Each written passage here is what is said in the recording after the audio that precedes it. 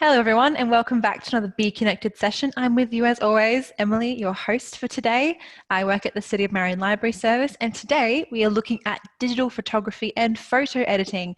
Everything from using your tablet device or your mobile phone to take pictures, what makes up a great picture, what are we looking for when we take a photo, some cool techniques to keep in mind, as well as the ways to start editing your photos and giving them that professional finish, that beautiful touch at the end that goes, that's lovely. And throughout, we'll be seeing lots of lovely pictures that I found on the internet that were taken with mobile phones. So hopefully you'll kind of get maybe a bit of inspiration as well. So let's get started. Let's see if my PowerPoint will behave today. Here we go. So today we're going to start off with looking at the Be Connected website. Be Connected is, of course, where I get all my information from and then spruce it up to be an entertaining format that I can present to you.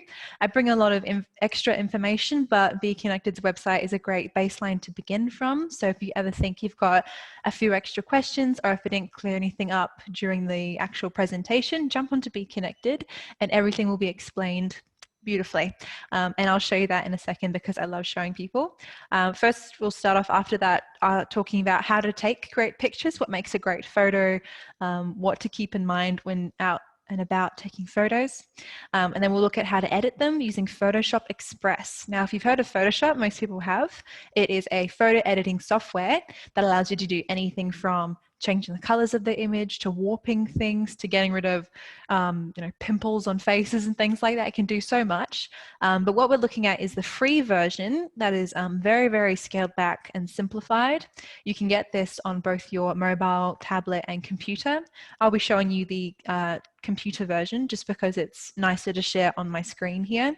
But I use it on not my iPad, but on my phone. I have an iPad here today though to use.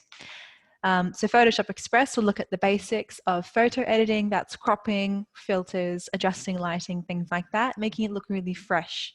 And then we'll start talking about how to share your images, what to do with them once you've got them looking so nice, how do you get them out there and sharing them with friends and family. And then we'll stop for questions at the end if we have any. So let's continue through. Be Connected, da-da-da-da. It is Australia's initiative, it's not the term.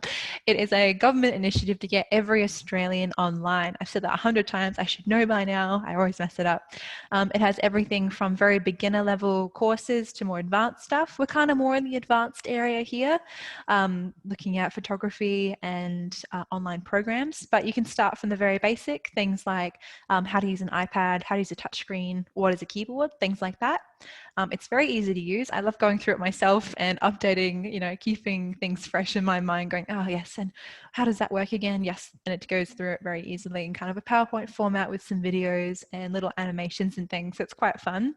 And you can sign up and keep track of your training if you're someone who likes to tick boxes and have things completed. So what I'll do, I'll show you how to get to the website, or at least where to see the website. Let me bring it up here. Here's my Google Chrome. Ta-da! So this is Be Connected. You just have to type Be Connected into the top bar and you'll be able to find it. It'll come up first because it is an Australian government website, so it's going to have a lot of hits. Very easy to find. The place I jumped to, you're welcome to just jump through and have a look at the quick links, videos, inspirational stuff, what's coming up, what's new. I will be doing one for each of these in the future. So if you'd like to learn about online shopping, I can get through that. We've also done it before a few weeks, maybe a month back now, and those videos are saved on our City of Marion page. So if you're not sure where to find that, give us a call or come in and I'll show you. Topic library. This is where I jump through first just to see the listings of all the topics we can learn about. So again, starting at the very beginning, what is a computer? Very simple stuff. Moving all the way through to more complex ideas. So we are currently in, I don't think it's hobbies. I think it's more online skills. Here we go. Using a digital camera. So that's us here.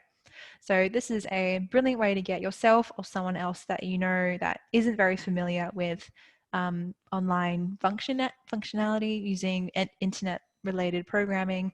This is a great place to start. And you can also print off these pages that will explain things to somebody if they really at the very, very beginning level and not comfortable on a computer. You can give them a nice bit of paper to read. It's nice and simple. Excellent. So let's Be Connected. Love it. Love offering it to people. Let's talk about your mobile digital camera. So I have previously talked about, I had a full DSLR camera with me. Is, you know, the professional photographer with the attached lens, body of a camera, lots of settings. And I think people started to tune out because what they wanted to hear about was this. They want to know about your mobile digital camera, the one that you've got with you almost every day. I do have my camera on my phone with me all day. And they want to know how to use it effectively. So your mobile digital camera, I should just call it the camera app on your phone. The camera app on your phone or device, very easy to use. I'm sure everyone here has tried it. Let me know if you haven't. We can go through it in depth there. But it's available on any device with a camera. It'd be a waste to not have a pre-built camera app if you had a camera on your device. I have one here with a camera lens. Yep, just a basic iPad. So this one has its own dedicated camera app in order to use the camera. It has easy shooting modes and inbuilt editing tools. When I talk about easy shooting modes, what you would normally get with either a more simplified small body digital camera or a full DSLR professional camera is that it has several different shooting modes, but you can but you can be very customizable with what you're doing with your camera with something that big. You can change, you know, lighting, shutter speed, the film grain and things like that. I've talked about it previously, but I don't want to go into it too deep just here. We won't have enough time. But when you're jumping onto a phone, it's nice and simplified. Everything's done for you. It's going to look as good as it can automatically without too much brain work going into it. So let's look into how we actually can take photos and make them really nice. So first things, we're going to look at some very basic principles, which you probably would have already known about. So make sure your subject is very well lit. A darker scene is going to be a lot harder for the camera to pick up the light because, of course, the light is the information it's taking in. It's going to have a lot more difficulty accepting what the image is if it can't see it. So a nice bright setting is the best. Make sure your camera lens is clean. I'm guilty of this. I almost always have a smudge on my lens. So make sure just wipe it off with a bit of cloth or a t-shirt and then it's good to go. It'll make your image look very fuzzy as if you're in you know, a bout of fog or something like that. Stabilize your camera. Make sure your hands aren't shaking. Most of us suffer from just, you know, being human and we're not perfectly still. We're not robots. So do your best to just hold your camera steady when taking an image. And the best way to do this that I love doing, instead of say holding your iPad like this and pressing, I'll bring up my app, and then pressing the take photo button. It's okay, I forgot my password for a second. Fine. Instead of pressing the actual button on the screen to take the photo, because you'd have to move your hand and it's a lot of extra shaking, you can click the volume buttons on the side of your device. So the volume buttons are not the top button. That, of course, is the on off, the wake up the screen button. But on the side here, I'll bring you in close for a second. Here we go. Cool. On the side here, we've got the volume buttons. I'm trying to show you in a clear way. There we go. And pressing either one of these will take a picture for you when you've got your camera app open. So for me, that's a lot easier, chick, chick, than doing press, press. It's just simpler for me to click it like that. So maybe it will be for you as well. I hope it will be. I find it nice and easy. That's just a quick tip. Let me jump back to the PowerPoint. There we go. Cool. Tap the screen to focus your camera. Normally with a digital camera, you would hold down the focus halfway. The button would just sort of slightly dip and that would trigger it to go, I'm focusing. It's going to try and find your subject, try and put it in focus. Older cameras, of course, you would just twist your lens, adjust the actual bits of glass to focus it properly. I have I guess it's not very old, but for me, it's quite an old camera. And you just shift the lens in order for it to draw back into focus. It'll have two little like split pieces of glass in the lens. I'm sure you know what I'm talking about. And then when they shift both to line up, you know it's in focus without, you know, having the best eyesight. Maybe you can just tell it will be in focus. But nice for us now. You just have to tap the screen. It'll autofocus. The image looks just like it does on the screen when you take the picture, unlike in older film cameras where you're not really sure what it's going to look like until it gets developed. Here with digital cameras, you know exactly how it's going to look because it's on the screen in that way. So then it takes a nice frozen image and then you can send it off elsewhere, and we'll talk about where to send it. So those are some very sort of more mechanical aspects of taking the pictures, physical things that you have to keep in mind. But now let's jump into more technical, I suppose, in their own way, theoretical, arty ideas. So let's talk about the rule of thirds. The rule of thirds, if you've not heard of it, there is a golden ratio that you can reach when composing an image. Now this sounds a bit, you know, artsy fartsy, but there is sort of a science to it. Your brain appreciates variety. Your eye likes traveling over an image. So what I've got here, I've got a grid line over this sweet little, I think it's a dachshund, a very cute puppy. And I've set him in the very center of the image. Now this is very, not necessarily an interesting image to the eye. It's very cute, it's nice and simple, but it graphically doesn't tell me much of a story other than it's the center of our attention. It's a very, very cute dog. But with grid lines, you essentially set up your photo into 9 parts, and as long as your subject fills up about 3 or about half of them, it's going to be interesting. So you're welcome to leave a lot of extra space in the image that isn't necessarily the subject. It can be the background, it can be you know, anything else that isn't in the foreground, which is our subject. You can fill it with other things, and then as long as your subject fills up, I think it was about 3 of the spaces, then you're good.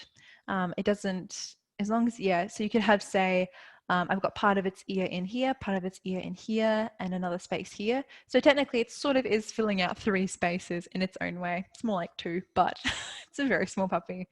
So that's the grid lines. If you don't have grid lines on your device, so if you were to take a photo now, let me just open up my screen. This is very difficult. I'm going to bring you closer again. And I'll quickly chat about changing exposure levels using the slider. I'll show you when I change screens. Using portrait mode. I don't have that on this device, but some phones have portrait mode. I'll talk about that. And using the high dynamic range to capture detail in shadows and highlights at the same time. So I've gone over those real briefly. Let me quickly actually show you what I'm referring to with my device here. So let me come back to me. There we go. Excellent. So what we're looking at is our device here. Now this is my background, nothing very interesting. It's kind of just what you see here. I've got drawers, a wall, some PowerPoints. So nothing I can really show you that will be all that interesting. However, I do have a nice poster here for WordFest from last year that I can show off. So let me, I guess I can't turn myself. Why not? We can turn us. Here we go. So what I'm looking at is I've got my iPad up. Now every device will have their own version of a camera app, but it'll generally have a capture image button, which may be at the top or the bottom of the screen, depending on where you're holding it. There we go. I'm just trying to show you in the most easy way. Now, if you'll be able to see, I have the grid line set up on my device. So again, it's that. This is so hard to show. Come here. There we go. Nice dark floor. You can see I've got a grid line here, here, and then 2 down, splitting up into 9 parts. Again, the idea of the rule of thirds is that your image, your subject, fills up 1/3 of the image, which you can break up quite nicely into these boxes. So if you don't see the grid lines on your device, you don't have to have them, of course, it's totally optional, but you just go into settings and add them on. So the way you do it on an iPad is go into settings. There we go. Hard to hit when you're not looking at it directly. And then it should just be in one of the photo settings. I'm going to try and find it for you. Camera. Yes, okay. So I've scrolled down. So this is the very top of your settings. Up here, it's got your name. I've got library programs. That's my name. And then I've scrolled down to find the camera symbol for the actual camera app. So for me, it's all the way down here. So these are all apps that are inbuilt into the Apple device, the iPad, and I've looked for camera. Clicking on camera opens up this. So if I were to switch to something else, it changes the side. But camera gives me some options here, including what resolution I want to record a video in. The higher value, the more clearer the image will be. So I've got, we call it 1080p, even though it's 1080 pixels. 1080p is kind of how it's referred to. That's the standard. It looks great in video, looks great on TVs, it looks good anywhere. 720 is dropping resolution the next level, bit lower, but it will save you space on your device. So if you love taking videos but find your device is filling up or you're not getting as much use out of it as you'd like, drop down the resolution of your videos, and you can also drop, I don't think you can drop the images necessarily. They're going to keep them at the highest resolution they can and still look good. And what I'm changing here, I've got the second option is grid. You can turn grid on and off. So if you don't like having that 3x3, yep, 9 spaces, 3x3 grid, you can turn it off. I'm going to leave it on just to, show you how it's used. And I find it quite helpful when making an interesting composition on my image. So same thing, it's still there. They're very gray lines. They're not really intended to obscure your vision. They're just there to guide your ideas. So those are the grid lines. The next thing I'll look at is, I think HDR was one of the things that I really wanted to mention today. Goodness me, this is reversed and backwards. So it's very, so HDR, there we go, is a setting that you can turn on and off on your iPad at least. iPhone, I know my mobile can do it as well, and that's an Oppo. Not a Samsung, an Android device, whereas this is an Apple device. Now, all camera apps are going to be fairly simple, similar, I should say, but depending on how old your device, some settings may be unavailable. But HDR is high dynamic range. Essentially, it works as best as it can to make sure light and shadow is well balanced. Generally, you can adjust the light and the shadow using the exposure slider. So right now it's fairly well balanced. I can see my cupboards in the background are a light brown wood, but here like a beige, like a pine, not sure what they are. But if I were to tap it here, it's changing focus. So I may bring you even closer. Here we go. Now, you'll notice if you tap your own screen, if you're using your device right now, it'll try and autofocus on the area you are selecting. All of this is it's all on the same pane, so it's not going to change the focus very much here. If you, for example, were looking at water bottle. If I had a water bottle here right in front of me and then I had a background of trees or something like that, if I tapped on the trees, the bottle in the foreground would become very blurry because that's not what your camera's focusing on. It's looking behind it and getting to the trees. So that's what autofocus is for generally. It's for manually telling your autofocus does that, but if you tap it, it'll manually tell the device what you'd like to have in focus. So tapping your screen is great. It tells you a lot. Pardon me, I just switched my camera around. Here we go. You can do that if you've got two cameras on the front and the back. You can switch to selfie mode or front facing camera, I should say, but we've got it on the back facing. So the other thing I wanted to show you is adjusting the exposure yourself manually. If you were to tap, say I've got a darker floor here, if I tap here on the floor, it brightens the image, but my cupboards are now very much overexposed. Overexposed meaning that they're washed out, there's just too much light and we're losing detail. So say if I clicked on the cupboards now, it's going to dim it down, but now my floor is a bit too dark. I say that's honestly fine. Depending on what your subject is, some things can be dark. That is just the nature of cameras, is that when you set a lens or a film value to something, it can't adjust in certain areas of your screen to make it work. But with high dynamic range, it can. So if I turn on HDR, click, turning it on just removes the little cross symbol that had blocked it. And essentially that just has your device working twice as hard, figuring out, okay, where is it light, where is it dark? How do I fill in these colors intelligently, smartly? So it's definitely something you can't get with, you wouldn't get this with a traditional film camera. When you'd use your own lens with, you'd pick out your own film value, ISO of your film. This is much more clever than that now. However, it does take away a bit of the freedom of going, okay, well, would I like a darker background here? Do I not mind having a very dim scene? Maybe that's the mood I'm trying to convey in my image. If that's the case, we can actually leave high dynamic range on. It's very clever.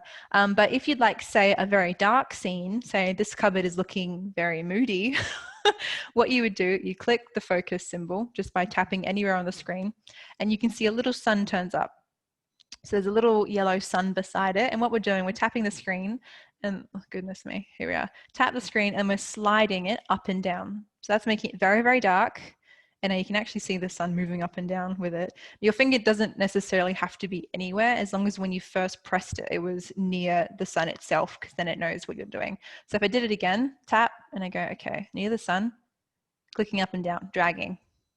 So this is a great way to manually take over and go, okay, well, this is far too bright. I'm at the beach and it's just trying to catch all the sand, but it's just too bright. It's making everything else look dim. You can do this yourself. You click on the sun and drag it up and down.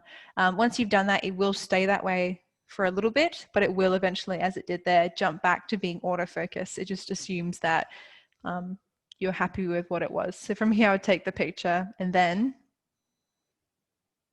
oh, okay, it did stay. There we go. I think when I started adjusting it, got confused again and goes, but this part isn't as dark as it had been. So that's a great way to adjust it yourself, make it darker or lighter. It's nice to have that ability and that opportunity to change things up when you're looking for it. So let me go back to our PowerPoint. I think I covered everything. And portrait mode I don't have on this iPad. You do get it on phones, definitely. And newer models, technology comes out, you can do even more with cameras that come built in with your device. I know the newest cameras on Samsung and Google devices like Google Pixel, those phones, they have 4 lenses now. So instead of just the one, or I've got 2 on my phone right next to each other, 1, 2, you'll get 4 now, which do a whole bunch of stuff like a telescopic lens, meaning that it can zoom very, very, very far and close, and it actually actively moves in the case. It's very cool. So more as time goes by, everything's just getting better and easier to use. So we're all going to have beautiful photos in the future. Nothing's going to be blurry. It's all going to be lovely and crisp. But of course you need to know how to use them. So that's why we're here. So those are some of the rules as to how to take a great picture. Of course, you're welcome to use any rules you like. You don't have to follow the rule of thirds. You can just look at something and think, that does look good, let me take a picture, and create a story that way. So that's one way to take great photos, not the only way. So let's ask now, what is Photoshop Express? What is this thing that Emily is talking about that she is super interested in? This is Photoshop Express. This is the symbol for Photoshop Express. It is spelled Express in the normal way, not necessarily with an X. It's only because Adobe, who owns Photoshop Express, have so many products that, and I'll show you that in a second as well, they need to have these nice little anagrams. No, that's not the word. I've forgotten it. I'm so sorry. But yeah, PSX stands for Photoshop Express. It's a great level entry program for beginners. So if you're just learning the concept of photo editing and some of the techniques, it's a great place to start. It's a great all-rounder. Covers the foundations of photo editing, simple to use with a high level of functionality. It's not as limited as other apps I've found. It's got a great range and lets you do a lot of creative filters and things like that, as well as different editing tools, which we'll go into because I've got it on my screen ready to go. It's widely available for free. Photoshop Express is sort of an entry-level program that they want you to play with, so they're offering it for free to people. You can get it on Apple and Android devices, and Microsoft Store for the PC users out there. I believe you can get it on the Apple App Store for iMac and MacBooks and things like that. Yeah, Adobe Photoshop is trying to get it to everybody. They're not going to limit it to just Android users or Apple users. They're very nice that way. So that is the general gist of what it is. Let's have a look at why, a little frightened cat, what other Adobe programs are out there. Very spooky. I'm just going to talk about other things that you can get as you progress in your photography journey. Photoshop Express is sort of, it's just after the very, very, very beginner level casual user. So if you're looking to actively make your photos better, you want to improve your skills, Photoshop Express, that's why we're here. And then you would move into something like Photoshop and Lightroom. Both of these are, you have to pay for them, have to have a subscription. You're always welcome to try for free, of course, as they say here, but trying for free does indeed mean you use it for a week for free, and at that point, you've popped your bank details or credit card details in, and then they're going to start charging you after that week. So you're always welcome to cancel before that week and they won't charge you, but they do want your information so that they can get you, you know, a part of the Adobe family, which isn't that sinister. That's generally the subscription method for most programs these days. Photoshop used to be you'd buy it as a program, much like many other programs you get these days, like Microsoft Word, things like that. It used to be the case that you'd buy the Office suite, or you'd buy the CD-ROM, take it home, plug it in your computer, feed it into your disk tray. I was gonna say you don't plug it in. You put the CD-ROM into your machine, then it saves it there, and that's yours forever, essentially. Now it's a subscription-based platform, which makes me sad, but I love it anyway. And that way they keep you on as a current member, they upgrade everything, they keep it up to date. You're never without the latest version, and they always have lots and lots of support and extra programs and tutorials and skill building exercises. So there is a lot to be taken away from Photoshop, which is what I use regularly. It is expensive though, so it's not easy to recommend to people because it's not just something, you know, a casual user might use every day. It has a lot of editing tools. This is what professionals use to edit magazine covers, book covers. Anything that's published is going to go through Photoshop or other Adobe products. They are the top of the market editing software. Lightroom is also a bit hard to recommend for everybody. Again, it's a paid for use platform. You have to pay a subscription fee. Usually you can get Lightroom and Photoshop bundled together in one payment, but I won't go into that too deeply just because it's not something I want to recommend. But Lightroom, if you're interested, is used by professional photographers essentially to organize their images and do some editing across bulk images. So an actual photographer professional would be taking hundreds of thousands of pictures, 1,000 pictures, hundreds, each photo shoot, and then they're going to be wanting to curate them, look at them, and then edit them all in bulk. So this isn't necessarily something we'd be using unless you all want to get into professional photography. That'd be very exciting. You can look into Lightroom, but at this point, we're just going to jump into Photoshop Express for nice, entry-level casual users looking to make their images look great. And then we've also got Photoshop Camera. So notice that PSC now versus the PSX. Photoshop Camera is a really fun take a picture and then have it edited straight away sort of setup. It's really fun for fun graphics like these. You've got designs in the background of your image, you've got great filters, and you've got cool color pop options as well. What it does is it's run by artificial intelligence, where it can actually, as you've taken your picture, it's going to try and figure out what your picture is of. So for example, we've got a person in the foreground and a person in the background, and then on I don't know what that is. They look like they're in a car park or at a skate ramp or something like that. And what it's done, it's gone, okay, that's a person in the foreground. If I want this design behind this person, I just have to cut out this little bit here, and then we can have all the image behind them. So what it's doing, it's an artificial intelligence that can figure out what kind of picture it's looking at, and then how it can add cool graphics that you've decided on to the image itself. It's very cool, lots of fun, but it's only available for Apple devices so far.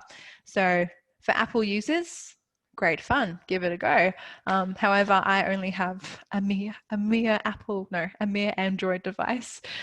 So it's not quite there yet in terms of being available for everyone. It's still kind of in its early stages, but I have had a play with it and it is really, really fun. So if you want a bit of fun pop color, some really cool graphics, feel free to try Photoshop Camera.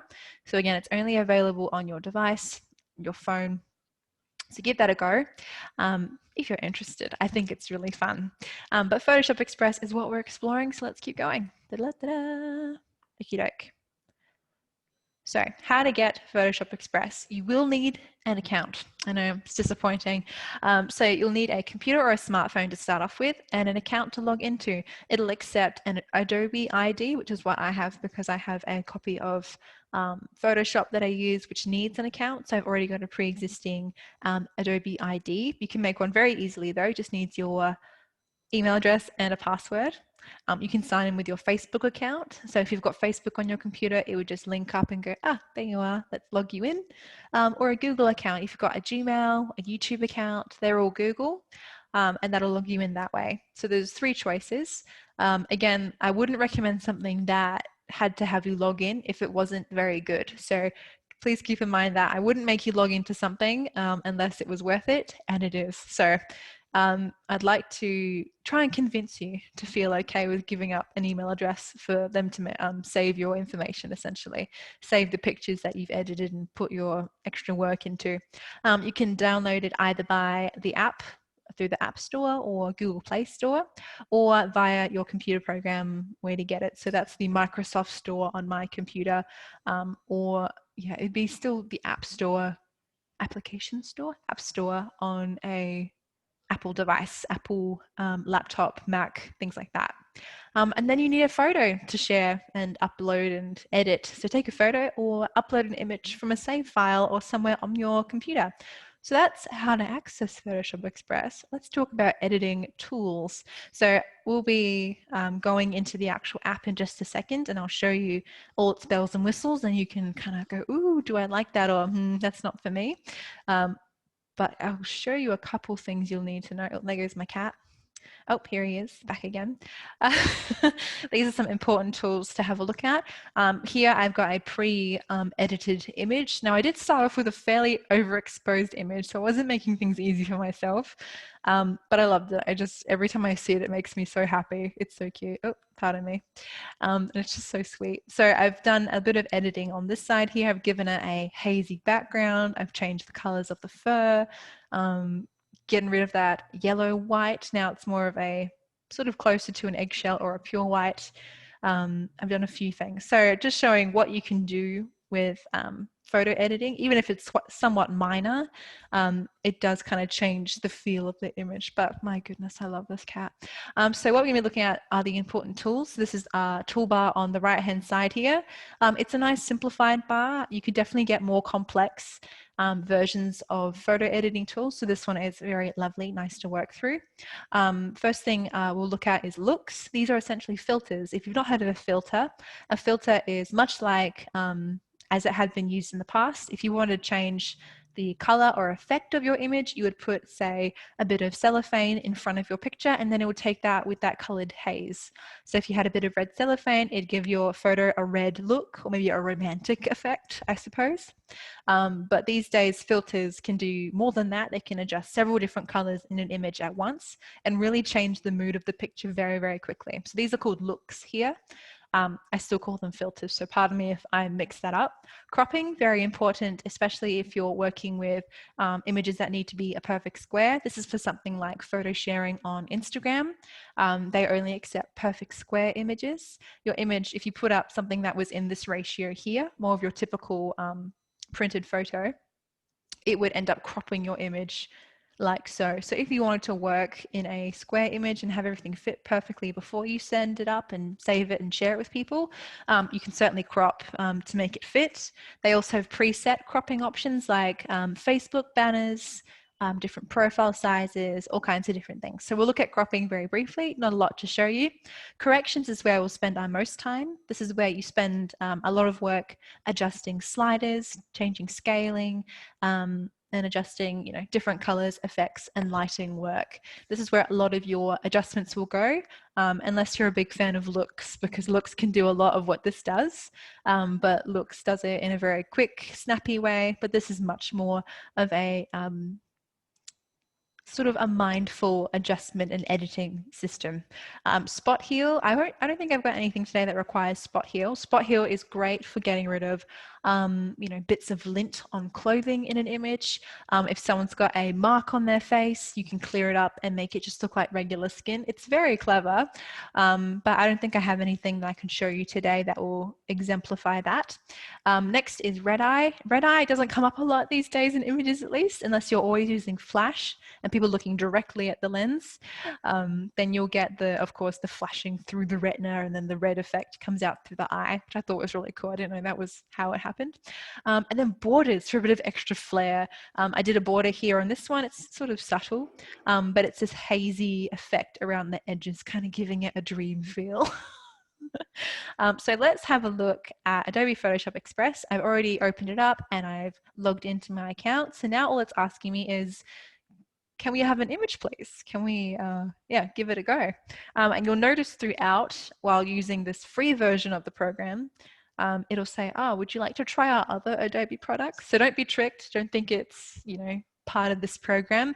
It'll open up a link to open up a different program and have you sign up and try it. Again, not super nefarious. It's just cross promotion across their other branches. So that's what that is. So let's open up the picture library, which is just on my computer. So I'll just quickly jump into photos or pictures. There we go. Here I have an image this is just a free image off the internet from Pexels. If you ever need free stock images for something, Pexels is the place to look. I've got an image of a photographer sitting on a metal crate somewhere in a forest. And she's taking a picture out of the screen, somewhere we can't see. But what we're interested in is her very cool, maybe her cool outfit, the idea of a photographer in general. We've got that going on here. So what we're looking at first, we've first got, we're sitting in the looks panel. You can tell because, you can hover over and it tells you what it is. You can tell because we've got this nice little blue line beside it that'll change depending on which we've clicked on. So I've clicked on crop, and I'm clicking on corrections, and this adjusts. So what this is essentially, you're opening a tab and then it opens up a secondary tab for you to work through. And each of these you can drop down and open up a new look. Now these all have different names, which I think are very cool. Something like haze will instantly change the look of your image very quickly. So that's haze. To me, that is very strong, but it does add a very cool pop of color very quickly. So I appreciate that. Now, if you don't want one of these, you can either click the back button up here, meaning undo, or you can click on the normal at the top of each look. That way you won't lose track of what you've selected. You can mix looks, you can add different ones. This one's called charm. Charm usually, you'll probably learn as you go what the terms mean. So something like winter, they're trying to give it a cold looking effect. Spring is going to be very green and vibrant. Summer is going to be very warm colors, so reds and oranges, to make it look as though it's a hot day. But charm kind of sort of feels like a fairy world to me for some reason. Very cool effects. So I'll go back to normal just to reverse what we did there. Go back to the original image. And there are several more to play with. One to note is a very cool pop color, where you can select out of a sort of a list of options, which of these you would like to have come out of a black and white image. So here's one for red, and almost only her jumper is red here, so that looks quite cool. We also have some red leaves. It might be harder to tell on your screen because I'm getting the clearest image, but you're getting the image through Zoom, so maybe it has a little bit of adjusting to do. So I'll go back to normal there. And so that's these are the looks. So they're very quick imaging adjustments, and they're a lot of fun. I'm not snobby enough to say don't use them, because I do use them occasionally. I think they're quite cool. And the black and white effects are particularly specky. Something like that. And you can get different versions of black and white. I've not looked into this very much. But some black and whites are more contrasting. Some are more lighter. Some you can just get into sepia. Very cool. So you can instantly give an older effect to your image, a kind of classic timelessness. You can add that as well. Cropping, nothing too exciting. You can change your aspect ratio as well as adjusting if it needs rotating. So, woo, upside down. Very exciting. And you can flip your image. So say if you want to have a looking the other way, that also looks quite cool. I think, yeah, I like that. Generally, directional language will mean something. So from here, she's looking, if we're looking at time passing, I suppose you'd imagine time traveling from left to right. So this way. However, she's looking, I guess she is looking forwards. That's kind of cool. Let's leave it as that. I like that. Let's go into corrections. This is where you'll spend most of your time. It is a lot of fun and I love it here. Exposure and contrast. So I can tell if you have a look for the details in her clothing and hair, I'm having a bit of trouble seeing this lighter bit of hair. There's definitely these lovely chunks that you can kind of pick out very easily with your eyes, but I feel like she might be a little overexposed. So let's drop down this exposure slider. If I drop it down a lot, you'll definitely notice it go very dark, but I think we'll just do a slight, yeah, so that's definitely too bright now that I'm looking at it. I think that is a bit better. I can see definitely her camera, it should be black because it's a black lens camera, I can tell, but I don't want her background to be too dark. So we can move it a few notches back, and a little goes a long way with this. You don't have to slide it, either end. It can just go a few notches back. Let's jump into contrast. This will adjust the intensity between the difference between the light and darks in your image. So if I made it extremely contrasty, now her light bits really pop out and the shadows deepen immensely. I kind of like that, but I'll do a little bit more of a subtle effect. There's definitely a dustiness I can see in this image now that I've adjusted the contrast. Definitely as you travel down this list of options to adjust, you won't need to use all of them. Like for example, I won't need to adjust the whites, I can tell, because adding more white is just going to make her look washed out, but it will make the image pop. So maybe I will put it up a little bit. But yeah, as you're traveling down this list, you'll go, okay, well, I made that a little bit too dark, so now I got to lighten it up a bit more, and maybe I need more saturation, a bit of a brighter, richer color. You can easily change the temperature. It slides between a lovely yellow, which can get very, very hot yellow, to a bluey green effect. There we go. So now it definitely feels like middle of winter, maybe it's autumn, and over here it feels like it's definitely summer. So you can find somewhere in between and you can notch it up a bit further one way or the other. So I can have it slightly more blue and it's looking, oh, that's, a bit wintry. Maybe there's a rain coming on, something like that, or it's the evening, or we're in twilight time. Otherwise you can move up and go, oh, it's sort of, a hot morning possibly. I kind of like the warmer color, but I will drop it down just a little bit so it's a bit more balanced. Tint, so temperature goes between yellow and blue. Tint goes between magenta and green. So that can add a different effect again. This is great for skin tones. Green and red adjust either way. But I'll just leave it in the center, I think, because I don't want to lose that nice green that you get from the plants. Vibrance and saturation, I've never learnt the difference between. I just play with saturation. Saturation increases the richness of your colors. So if you put it all the way up, boom, there we go. Everything is as bright can be, overwhelming, I would say. So let's move it back to somewhere in the center. But now I've gone back, I think that's a bit washed out. Let's add more color. Here we go. Yeah, you can definitely go too far with some things, but I mean, if you're having fun, and I am, I'm always going to be putting those sliders pretty far on either side. Other effects, including grain and haze. Grain, of course, is what will happen to an image that is underexposed when taken on film. But what it does with digital images is it gives it a kind of authentic look. It feels more like a real image, as if you scanned a photo. So I like adding grain, haze, phase, and vignettes are all very similar. Vignette being, of course, the exposure around the edges of an image when you would develop an image. If it's overdeveloped or underdeveloped, you'd probably get some vignette effects in the corners, and you can adjust how strong or how weak it is. And I think that's quite cool. Yeah, I'm not afraid to play with vignette. And if you had worked in a square format, it would be a perfect circle that would be surround here. But I kind of like the oval shape that we've got here. So that's a bit of fun. Details are more, even more minute. Sharpen is great for blurry images. Sharpening just gives it a very, very crispy edge. So now you can see definitely each strand of hair on her head now, very sharp. So you might just do a little bit of sharpening, but not go too far, because you can go too far with every one of these can go a bit too far, but it's all in good fun. And then you can do a split tone, meaning that you can have two warring colors that are in your image that you can increase and decrease. So here, if I move it along this way and increase the saturation, ta-da, you're going to get a lot more happening in your image.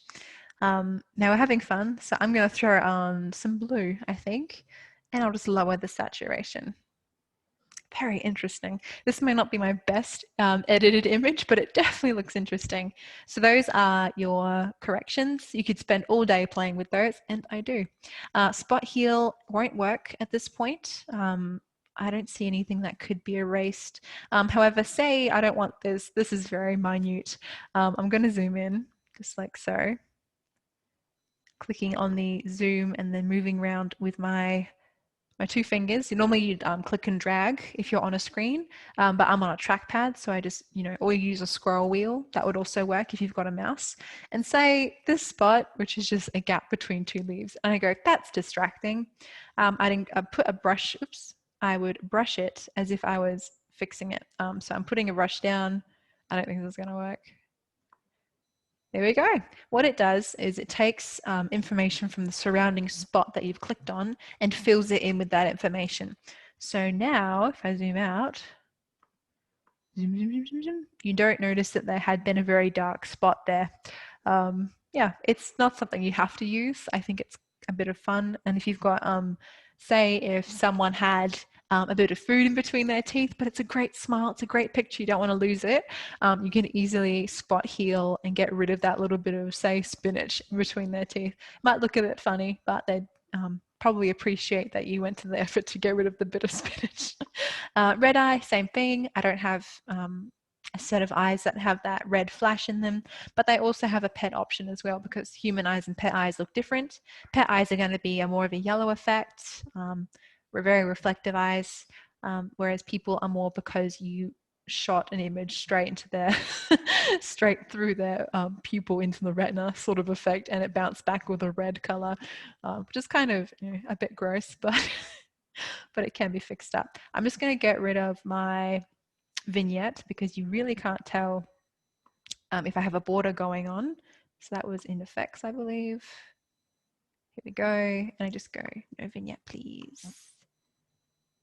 Ooh, it's so dark now. What did I do? Well, I can't explain that. However, if you find that you've made a mistake or something's gone wrong, oh, here we go. Cleared it up there. You can always press the back and forward button to undo and redo. Let's go to borders quickly before we run out of time. I gotta go. Oh no. You can add some cool borders. So say if you'd like, that's actually very cool. If you want to upload it somewhere like on Instagram, which I'll talk about in a little bit, you can add a border for a bit of extra cool effect. You can add some nice beveling in white, black, or any other color. Add a vertical strip. So this would make it almost a square, not quite. Horizontal strip. Again, it gives that a very cool film effect, and you can play with all of these. I like this little snapshot one, which has kind of a cool border mix. And then edges as well, which give you extra effects to play with, like a film edge, something rough, something colorful, and frames as well, if you prefer a more modern or typical effect. It's quite cool. Very nice. So let's stick with that. She's in a forest. It's a wooden frame. I think that works. And then just to save, you go save/share, and you can save it somewhere on your computer, or you can share it directly elsewhere. There we go. Click save. Fabulous. All right. Let's jump back. Hello, it's me again. Let's jump back to our PowerPoint. Oops, that's me. And please let me know if you have any questions so far. We're just going to finish up now, I think. I've kept you all for quite a bit, so I'd like to get you, out and playing with your computers or iPads or phones and giving it a go. So how to share your videos, your pictures, anything you've edited today. You can share with Instagram. Instagram it's definitely made just for image sharing. It's not so much a social platform. It's owned by Facebook, so it's its own thing, but it's not a place filled up with, news feeds or sharing links and web pages and things like that. It's definitely just a curated look at your own pictures. So you can only see posts from people you follow. Occasionally you'll get ads because it is a free app and they have to pay their way. Although Facebook is extremely wealthy, so I don't know why they need money from Instagram, but that's how they make money, of course. You can leave comments on your images that you've left or other people have left. You can say, hello, this is from my trip when we went to France last year before we couldn't go to France anymore. You can leave comments. You can make your account public or private, so you can limit who's finding you. Not everyone uses Instagram, so if you find that you don't have a lot of friends on there, you can follow influential people, celebrities, news pages. You can follow City of Marion libraries on Instagram if you'd like. And many businesses are on both Facebook and Instagram, and they link their accounts together. So Facebook might be more for setting up events like we do at the library. Facebook is definitely for keeping up to date, signing up to events, finding about things. But Instagram is a bit more fun, a bit more quirky. You don't feel like you have to work as hard, I suppose, on Instagram. And you'd only be able to see the pictures of people that you follow. They're not called friends in this, they're called followers, which is a little creepy. But you can definitely give that a go if you'd like. I use Instagram. I think I open it maybe once a day. It's maybe a bit much, but people are always uploading things and there's always new stuff to see. I follow a lot of artists that I love looking at, and they're always posting new pieces of art, so that's really nice. You can follow family members and they can post pictures of, their breakfast, their pets, just seeing what their life is like. So that's Instagram. One last one that I'll recommend is Flickr. Flickr is an app designed for photographers, the community of photographers. You can do lots of things here, lots of extra editing, adding geotags, combining your photos into sets, adding notes to your images, joining groups. There is so much on Flickr.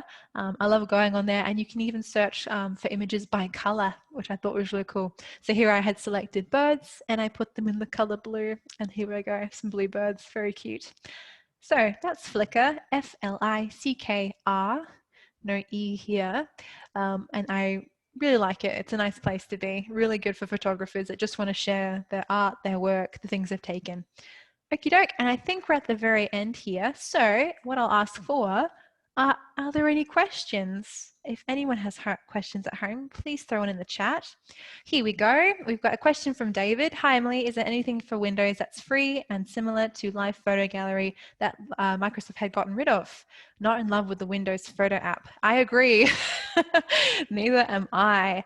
For you, I'd say if you enjoyed Live Photo Gallery, you might want to play with Lightroom. I did say that it wasn't free, and that's true. So not quite meeting your expectations there, I think. But it is brilliant for photo organizing and sharing. If you, you could definitely try something like Dropbox or Google Photo. Google Photo is a free cloud storage app. So it's not necessarily saving the photos onto your computer, but it is saving them externally where they won't be corrupted, or if you lost your device or broke your phone, it's not going to go anywhere. But Google Photo is very good for cloud sharing and cloud saving. And I believe you get, I think it's 100 megabytes to use, I think. Something like Flickr is very similar. If you're definitely someone that likes to save their images and look at them, later on in albums and things like that, Flickr can save up to 1,000 images for free, and those can be fully curated, put into groups and things like that. So try, is it Google Photos? I'll look it up. Google Photo or Google Images. Let me get a quick Google out here. I think it's Google Photos. Yep, Google Photos.